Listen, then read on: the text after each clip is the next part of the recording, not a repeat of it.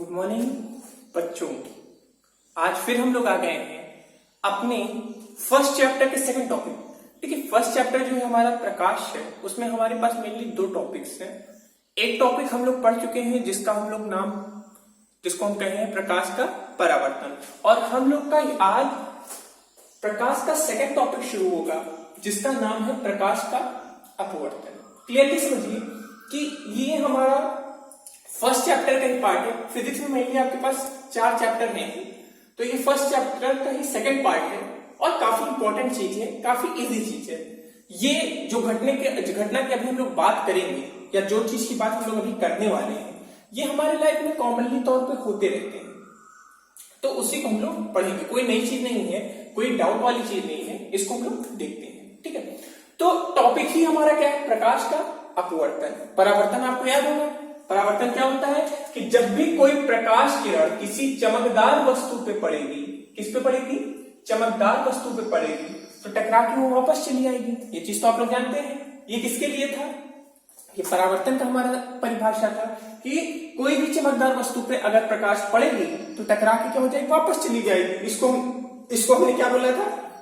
परावर्तन।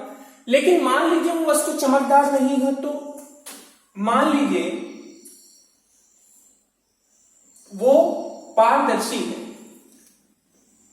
पारदर्शी चीजें क्या होती हैं? आपको पढ़ाया गया है, जब हम लोग आपको परावर्तन पढ़ा रहे थे तो आपको पारदर्शी पदार्थ या माध्यम पढ़ाया गया था। पारदर्शी माध्यम वो होता है जिसमें प्रकाश किरण आर पार निकल जाए, टकरा के वापस ना आए। अब देखिए, जब टकरा के आर पार चला गया तो क्या यहां पे परावर्तन होगा? सोचिए, नहीं। जब ये आर पार चला गया तो क्या यहां परिवर्तन होगा? नहीं होगा। क्या होगा यहां पे? यहां पे होगा अपवर्तन। या अभी अपवर्तन मत बोलिए, अभी बस क्या हुआ? प्रकाश किरण आर पार चला जाएगा। अब आर पार जाएगा तो कैसे जाएगा? क्या वो सीधा जाएगा? क्योंकि आप तो जानते हैं ना कि प्रकाश किरण का एक गुण होता है कि प्रकाश हमेशा अपने मार्ग पे सीधा चलता है। ये चीज तो आपको पता है कि प्रकाश किरण जो है वो अपने मार्ग पे सदैव कैसा चलती है? सीधे चलती है। लेकिन यहां पे क्या हुआ? एक माध्यम ये है, जैसे मान लेते थोड़ा सा एग्जांपल के तौर पे समझिए कि यहां पे ये जो है ये एक अलग इलाका बना लिया, ये अलग पूरा एरिया है। ठीक है, ये जो एरिया है उसको हमने हवा बोल दिया। एयर हवा जो आप लोग खाते हैं। अच्छा, और ये क्या है? इसको हम लोग बोल देते हैं कांच, या इसको हम क्या बोलते हैं? ग्लास। ठीक है, तो ये एक अलग माध्यम है, एक ये अलग माध्यम है, मतलब यहां पे 2 माध्यम है। तो हमारा मेनली टॉपिक यही है, हमको यही समझना है कि जब प्रकाश किरण एक माध्यम से दूसरे माध्यम में जाएगी तो क्या होगा? पढ़ते हैं वही चीज मतलब यहां पे हम लोग यही चीज बताना चाह रहे हैं। जो हम लोग का ये टॉपिक है आज का, हम लोग के इस टॉपिक में यही हम लोग डिस्कस कर रहे हैं कि जब प्रकाश किरण एक माध्यम से दूसरे माध्यम में जाएगी तो क्या होगा। तो देखिए, प्रकाश किरण एक माध्यम से दूसरे माध्यम में जाने पर अपने मार्ग से विचलित हो जाती है। इस घटना को प्रकाश का अपवर्तन कहते हैं। मतलब हमारा टॉपिक क्या था? प्रकाश का अपवर्तन, उसी की परिभाषा दी गई। क्या होगा? देखिए, अभी हमने क्या बताया कि एक प्रकाश किरण है, ये वस्तु चमकदार है तो उसके आर पार चली जाएगी। अब आर पार जरूरी नहीं वो ऐसे ही जाएगी। आपको ये चीज पता है कि प्रकाश हमेशा सीधी जाएगी, लेकिन वास्तविकता में वहां पे जो प्रकाश है वो अपने मार्ग से हल्का सा विचलित हो जाएगी। हल्का सा अपने मार्ग से विचलित हो जाएगी। इसका मतलब ये होता भैया कि जो प्रकाश किरण को जैसे जाना था वो वैसे नहीं जाके कायदे से उसको कैसे जाना था? प्रकाश किरण को ऐसे जाना था। देखिए, हम इसको थोड़ा बना देते हैं, इसको हम कलर थोड़ा यूज करते हैं आपको।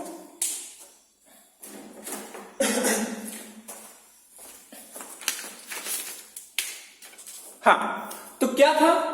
प्रकाश को जाना कैसे था? ऐसे, क्योंकि प्रकाश किरण सदैव सीधा जाती है। लेकिन प्रकाश जाने कैसे लगी? तो अपने मार्ग से हल्का सा विचलित हो गई। ऐसा क्यों? क्योंकि देखिए, उसका आप दूसरा चीज का भी आंसर दे रहे हैं कि अपवर्तन क्यों होगा। पहले हमको ये समझना है कि जब भी कोई प्रकाश, अब ये चीज अपने मन में बैठा लीजिए, ये फिनोमिना बैठा लीजिए फिर क्यों होता है ये भी हम आपको बताएंगे। पहले फिनोमेना की बात कर लेते हैं कि जब भी प्रकाश किरण एक माध्यम से दूसरे माध्यम में जाएगी, कैसे, एक माध्यम से वो दूसरे माध्यम में जाएगी तो अपने मार्ग से क्या हो जाएगी, विचलित हो जाएगी। ये हमेशा ध्यान रखिएगा। और ध्यान दीजिएगा यहाँ पे जो माध्यम होने चाहिए दो के दोनों आपस में पारदर्शी होने चाहिए, तभी होगा। इस चीज को नोट कर लीजिए।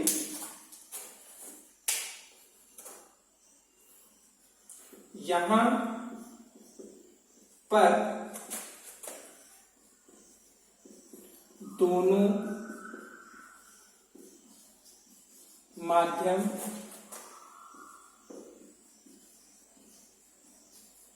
पारदर्शी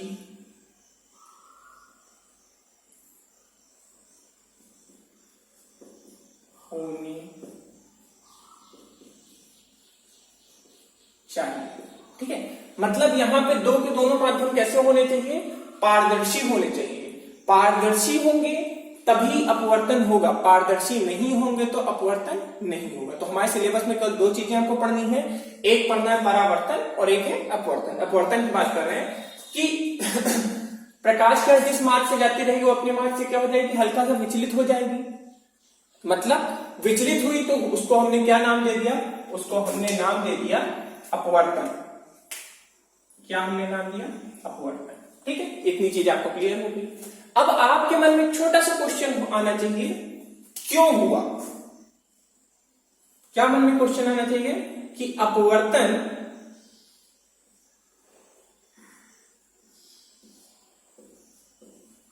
क्यों हुआ।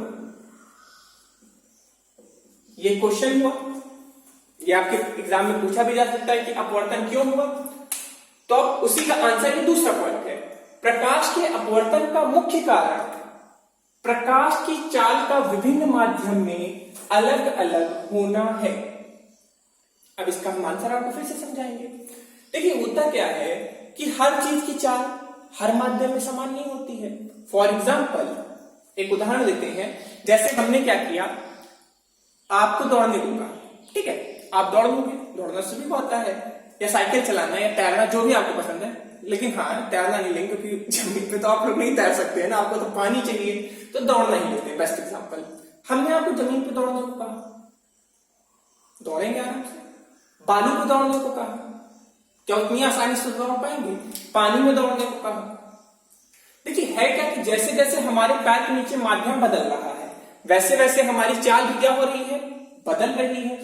और माध्यम बदलने के अनुसार जिस तरह इस हम लोग का चाल बदल रहा है उसी तरह प्रकाश के संग भी क्या हो रहा है, जैसे जैसे माध्यम बदल रहे हैं, माध्यम बदल रहे हैं मतलब माध्यम बदलने का सबसे बड़ा मतलब होता है घनत्व से।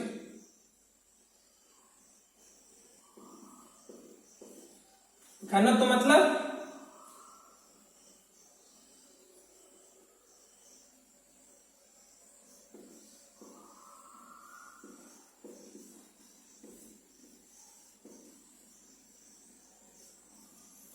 द्रव्यमान बटे आयतन, मतलब उतने से द्रव्यमान में कितना आयतन या कितनी जगह घेर रहा है, मतलब उतना ही द्रव्यमान कितना आयतन घेर रहा है। या उसको और इजी वे में बोले अगर हम आप लोग से कि इतनी सी जगह में कितने कण हैं। भैया जितने ज्यादा कण होंगे उतना ज्यादा रुकावट होगा, जितने कम कण होंगे उतना कम रुकावट होगा। एग्जाम्पल समझते हैं, सबसे ज्यादा हम लोग को तीन तरह की अवस्थाएं पता है, हम लोग को टोटली यहाँ पे तीन अवस्थाएं पता है। कौन कौन सी बताइए, आप लोग को पता होगा, ठोस, द्रव, गैस। सबसे अधिक कण संख्या किसमें होती है, ठोस में। सबसे कम किसमें होती है, गैस में। सबसे कम रुकावट किसमें होगी, गैस में। सबसे ज्यादा रुकावट किसमें होगी, ठोस में। मतलब प्रकाश की गति सबसे ज्यादा किसमें होगी, जहां कम रुकावट, मतलब सबसे अधिक जो गति होगी प्रकाश की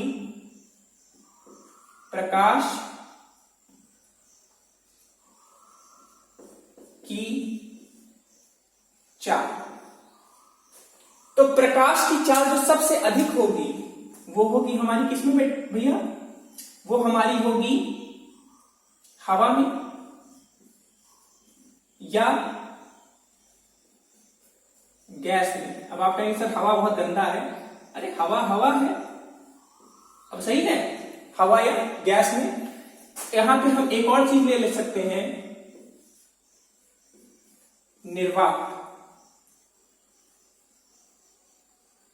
निर्वात आप लोग पढ़े होंगे,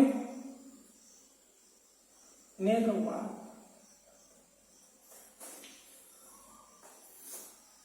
निर्वात आप लोग पढ़े होंगे। निर्वात नहीं समझ में आ रहा तो हम इसको थोड़ा चेंज करके कर देते हैं, वैक्यूम। वैक्यूम तो पढ़े होंगे कि जहां कुछ भी नहीं होता उसे हम क्या बोलते हैं, निर्वात। ठीक है। उसके बाद दूसरा चीज किसमें होगा, द्रव में, और सबसे कम चार्ज होगी ठोस में, मतलब सबसे ज्यादा हवा, फिर द्रव, फिर गैस। इसको ऐसे लिखना था। चलिए आप लोग के समझने के लिए मतलब 1 2 3 कर देते हैं इसमें, 1 2 3। ठीक है। मतलब जितने अधिक कण होंगे उतनी रुकावट होगी, जितनी रुकावट होगी चाल उतनी कम होती जाएगी। तो बात आई समझ में। अपवर्तन इसलिए होता है कि माध्यमों के बीच चाल में अंतर होता है, और चाल में अंतर के कारण प्रकाश अपने मार्ग से विचलित हो जाता है। इसी को हम क्या बोलते हैं, अपवर्तन। बोलिए, आई बात समझ में। इन सभी को नोट कर लीजिए, वो चीज जो मिटा दी उसको पॉज करके थोड़ा नोट कर लीजिएगा। अब देखिए, इतना चीज आप लोग ने नोट कर लिया। अब आगे बढ़ते हैं, कुछ और चीज की बात करते हैं। क्या, देखिए, जब भी हम लोग इस तरह से बीच में रेखा खींच देंगे, मतलब ये हमको ये चीज बताएगी कि ये जो है सीमा रेखा है दो माध्यमों के बीच की। इधर कोई और माध्यम होगा, इधर कोई और माध्यम होगा। ठीक है। अब कुछ कॉमन टर्म्स की बात कर लेते हैं, जो शब्द हमको पढ़ने हैं या जो शब्द जानने हैं। तो देखिए, आप भी जानते हैं कोई प्रकाश की लड़ाई है, इसको ए बी नाम दे दें, इसका नाम ए बी हो गया।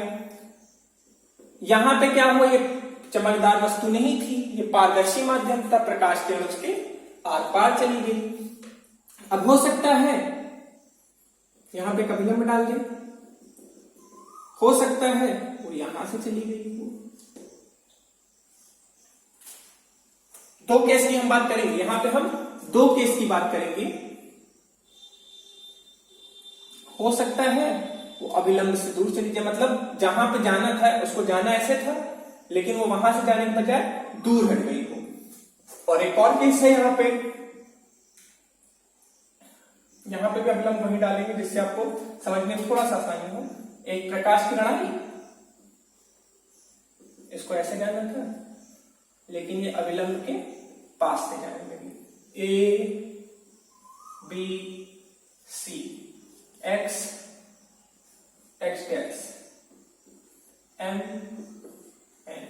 अभिलंब को एम कर दे रहे हैं।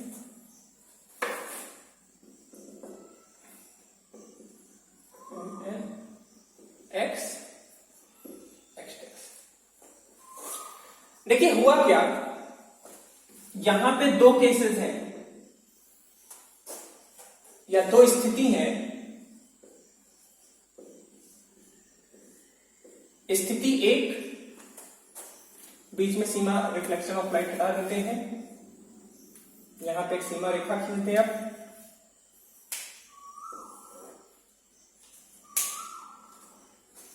और ये क्या है, स्थिति दो। ठीक है।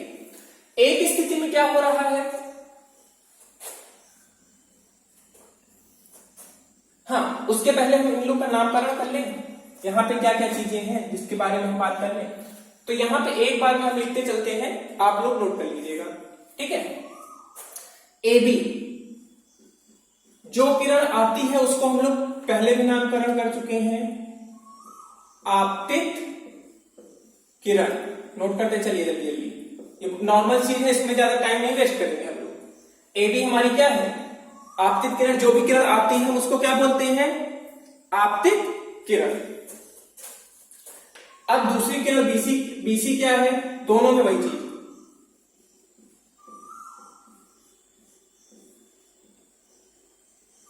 अपवर्तित किरण। तो हमारी बीसी क्या, देखिए, जो किरण अपना रूप बदल के अपने मार्ग से विचलित हो गई उसे हम क्या बोलेंगे, अपवर्तित किरण। तो बीसी हमारा क्या है, अपवर्तित किरण। ठीक है, ये बी क्या है, बी एक बिंदु भी है, तो बी हमारा कौन सा बिंदु है, आपतन बिंदु। अगर आप इसका डिफिनेशन लिखना चाहिए तो हम बोल देते हैं वह बिंदु जहां पे आपतित किरण अपवर्तित किरण बन जाती है उसी को हम क्या बोलेंगे, आपतन बिंदु। इस चीज को नोट कर लीजिएगा, आपतन बिंदु क्या होता है, जहां पे आपतित किरण अपवर्तित किरण में बदल जा रही है। ठीक है, एम क्या है, अभिलंब। एम क्या है हमारा, अभिलंब, या वही आभासी रेखा है जिसके माध्यम से हम चीजों को क्लेरिफाई कर रहे हैं, चीजों को समझ रहे हैं। ठीक है, और अब यहां पे सबसे कॉमन और सबसे आखिरी चीज क्या होगा बताइए, कोण, आई और ये आर, आई आर। एक चीज ध्यान दीजिएगा कि यहां पे जो कोण दिया जाएगा वो सदैव अभिलंब और आपतित किरण के बीच में लिया जाएगा। कहां लिया जाएगा, अभिलंब और, पहले इसका नाम लिख देते हैं, आई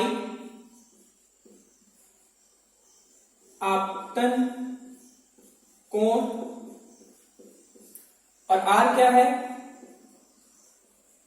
अपवर्तन कोण। ठीक है, यहां पे एक तारा बनाएंगे, तारा बनाना आता है आप लोग को, तारा जी बनाइए।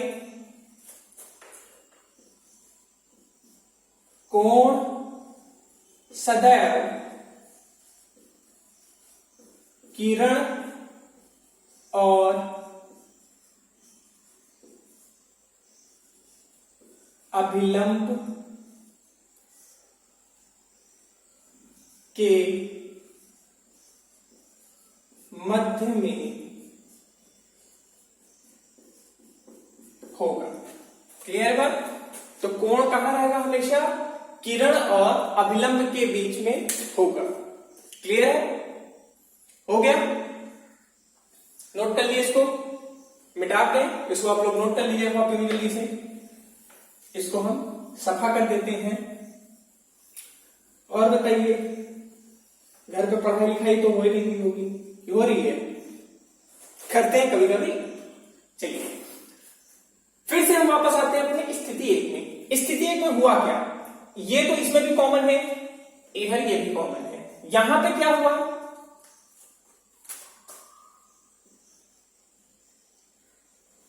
देखिए अपवर्तित किरण करके लिखेंगे, अपवर्तित किरण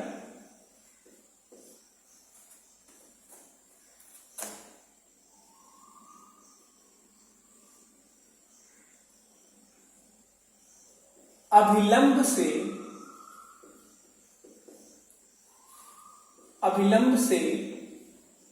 दूर हो जाना, अपवर्तित किरण का अभिलंब से दूर हो जाना। और इसमें क्या है,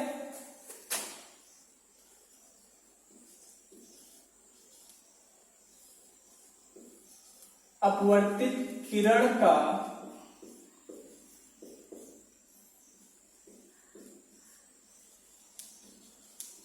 अभिलंब के पास आना। ठीक है, तो यहां पे दो स्थितियां हैं। पहली स्थिति क्या है, अपवर्तित किरण का आपतन किरण उसी तरह है, तो आपतन किरण में हम ज्यादा छेड़छाड़ नहीं करेंगे, हम केवल किसकी बात करेंगे, अपवर्तित किरण की।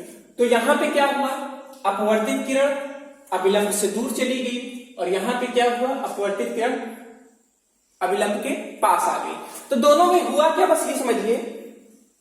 हम यहां पे एक छोटा सा टर्म यूज करेंगे, उसके बाद में उसके बारे में बताएंगे।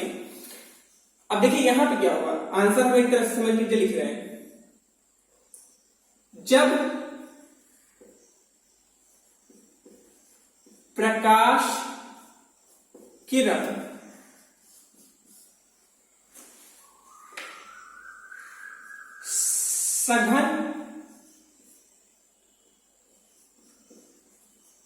माध्यम से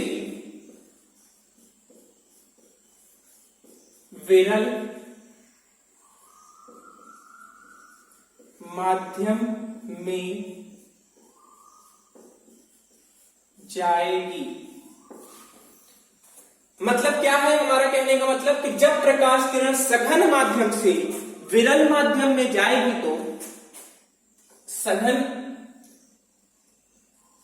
जब प्रकाश किरण सघन माध्यम से विरल माध्यम में जाएगी तो अपवर्तित किरण क्या हो जाएगा, अभिलंब से दूर हो जाएगा। अब इसको समझिए, इसके बारे में हम बताएंगे, पहले बस इसको नोट कर लीजिए। अपवर्तित किरण अभिलंब से कब दूर जाएगी, जब प्रकाश किरण सघन माध्यम से विरल माध्यम में जाएगा। और यहां पे क्या होगा, इसका उल्टा होगा। जब प्रकाश किरण विरल से सघन माध्यम में जाएगी। क्लियर है बात? जल्दी से उसको पॉज करके नोट कर लीजिए। अब इसके बारे में हम बताना शुरू करते हैं, ठीक है। तो यहां पे देखिए हमारे पास दो चीजें हैं, हमने यहां पे दो नए टर्म्स का यूज किया, सघन माध्यम और विरल माध्यम। क्या क्या? सघन माध्यम और दूसरा है विरल माध्यम।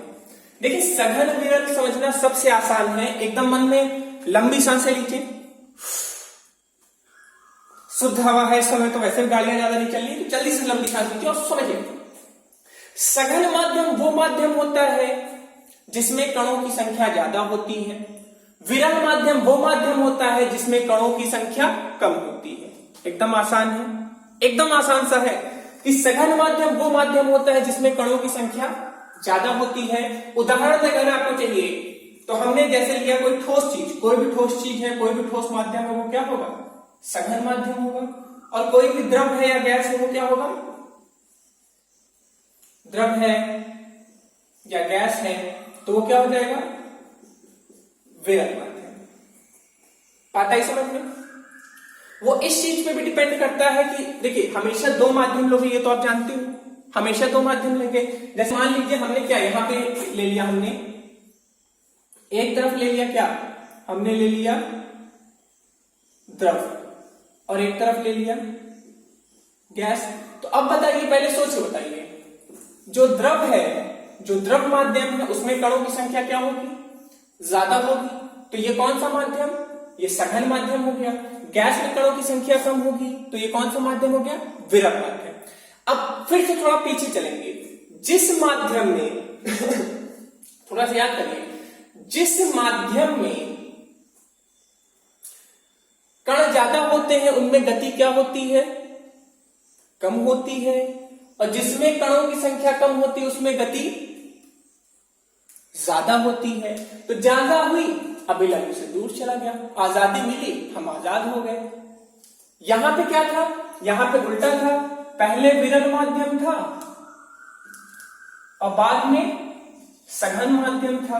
पहले विरल था, बाद में सघन है, तो यहां पे गति ज्यादा होगी क्योंकि गैस जो है विरल माध्यम है। नाम लिख देते हैं, गैस के नीचे क्या लिखते हैं, ये हमारा विरल माध्यम है और ये हमारा क्या है, सघन। ठीक है, तो सघन से विरल में गया, गति कम हुई, चम से यहां पे पास में आ गया, इसके पास आ गया। क्लियर है बात? बात आई आपको समझ में कि नहीं आई? हमको क्या समझाना था, हम क्या केस चीज स्टडी कर रहे थे, हम ये बताना चाह रहे थे कि यहाँ पे दो तरह की स्थितियां हो सकती हैं कि जो आपतित अपवर्तित किरण है वो हो सकता है अभिलंब के पास जाए और अभिलंब के दूर जाए। इसको प्रॉपर्ली आप लोग नोट कर लीजिएगा, इसको आप लोग प्रॉपर्ली सोच लीजिएगा। इस चीज को जब आप लोग सोच लीजिएगा प्रॉपर्ली, तब हम लोग बात करेंगे। कुछ चीजें, कुछ हिस्सा यहाँ पे गलती से हमको लग रहा है कट गया, उसको मैंने ध्यान नहीं दिया है। अब आप लोग प्रॉपर्ली देख सकते हैं, या इसको छोड़ दीजिए, इसकी कोई जरूरत भी नहीं है। आपको जितनी चीजें यहाँ बताई गई सफिशिएंट है। क्या कि जब भी पहले सघन विरल की बात करेंगे। सघन क्या होगा, विरल क्या होगा, एकदम शांति से नोट करेंगे। एक तरफ सघन लिखिए, एक तरफ विरल लिखिए। जहां पे कणों की संख्या ज्यादा होगी जिस माध्यम में, उसको हम कौन सा माध्यम बोलेंगे, सघन माध्यम बोलेंगे। जिसमें कणों की संख्या कम होगी उसको हम कौन सा माध्यम बोलेंगे, विरल माध्यम बोलेंगे। ठीक है, अब देखिए किसमें गति ज्यादा होती है, जहां पे कण कम होंगे वहां पे गति ज्यादा होगी, तो विरल माध्यम में क्या होगा, गति ज्यादा होगी। सघन माध्यम में गति क्या होगा, कम होगा। तो देखिए हुआ क्या यहाँ पे, सघन से विरल में गया, मतलब गति यहां पे ज्यादा थी। यहां पे लिख देते हैं, यहां पे भी ये हमारा सघन है, ये हमारा विरल है। सघन से विरल में गया, यहां पे गति कम थी, यहां पे गति ज्यादा हो गई। जैसे ज्यादा हुई अभिलंब से दूर हट गया। यहां की बात कर रहे हैं, यहां पे क्या था बच्चा, यहां पे विरल था, मतलब यहां पे जाहिर सी बात है विरल में गति ज्यादा होगी, और यहां पे जैसे सघन में पहुंचा गति कम हो गई। जैसे गति कम हुई तो इसके पास चला गया, अभिलंब के पास चला गया। बोलो आई बात समझ में? थोड़ा सा डिफिकल्ट है बट वो आपके सोचने के ऊपर है। आप नहीं सोचेंगे आपको डिफिकल्ट नहीं लगेगा। अब देखिए इसका कुछ एग्जांपल्स मैं आपको बता देता हूं जो आपके कॉमनली लाइफ में होते हैं। जैसे आप लोग पेंसिल में पानी डालने वाला एग्जांपल मुझे बहुत पुराना लगता है, वो वैसे वो भी हो सकता है कि जब आप पेंसिल में पानी डालिए, पेंसिल में पानी डालिए, अरे सर ये क्या हो गया, आप पेंसिल पे पानी डलवाने लगे। नहीं, पेंसिल में पानी नहीं, एक ग्लास लीजिए, एक ग्लास लिए, उसमें पानी से भर लीजिए, ठीक है। अब ये पेंसिल ले लीजिए, काफी खाई की पेंसिल है, ठीक। तो अब आप जब पेंसिल को सामने से देखेंगे तो पेंसिल आपको कुछ इधर दिखेगी, और ऊपर से देखेंगे तो आपको ऐसी दिखेगी। तो ये क्या है, ये किस चीज का एग्जाम्पल है? ये जो एग्जाम्पल मैं आपको दे रहा हूं, ये आपको अपवर्तन का एग्जाम्पल दे रहा हूं। और एग्जाम्पल दूं, और एग्जाम्पल की अगर मैं बात करूं तो आप लोग एक्वेरियम देखे हैं जिसमें मछली रहती है, एक्वेरियम देखे होंगे सभी लोग के घर में, कई लोग तो पाले भी होंगे। आप लोग एक्वेरियम में ये देखते होंगे कि ऊपर से जहां मछली दिखती है सामने से देखने पर वहां मछली नहीं होती है, थोड़ा आगे या थोड़ा पीछे हो जाती है। उसके अलावा आप लोग मेले में या कई बार हम लोग के स्कूल में, आप लोग के स्कूल में लगता होगा बाल दिवस पे फेयर लगता होगा, मेला लगता होगा, तो उसमें आप लोगों को एक गेम दिखाया जाता है कॉइन डालने का, और आप लोग देख के तुरंत कहते हैं अरे ये बहुत आसान है, सीधा कॉइन डालेंगे क्योंकि सीधा जाना है। लेकिन वास्तविकता में क्या होता है, कॉइन जहां दिखता है वहां पे कॉइन नहीं होता है। किस कारण से? अपवर्तन के कारण से। क्लियर है बात? तो आज हम लोग अपना इस लेक्चर को यहीं पे खत्म करेंगे। आज हमने अपवर्तन की बात की जो कि बहुत इंपॉर्टेंट टॉपिक था। अपवर्तन के बहुत जगह यूजेस होते हैं, जैसे कि मैं आपके सर मतलब हम चश्मा लगाए हैं, यहां पे ये जो हम चश्मा लगाएंगे जो ग्लास, ये क्या है, ये एक तरह का यहां पे जो लगाए हैं है तो ये लेंस। अभी अगले टॉपिक में हम इस चीज को शुरू करेंगे, है तो ये कहने में लेंस, लेकिन यहां पे क्या हो रहा है, हमारे आंख तक ये जो पहुंच है ये क्या है, ये अपवर्तन के कारण हो रहा है। जो भी चीज हम देख रहे हैं किस कारण देख रहे हैं, अपवर्तन के कारण देख रहे हैं। क्लियर है बात बच्चों? आज फिर हम लोग यहीं पे छुट्टी लेंगे और कल फिर मिलते हैं।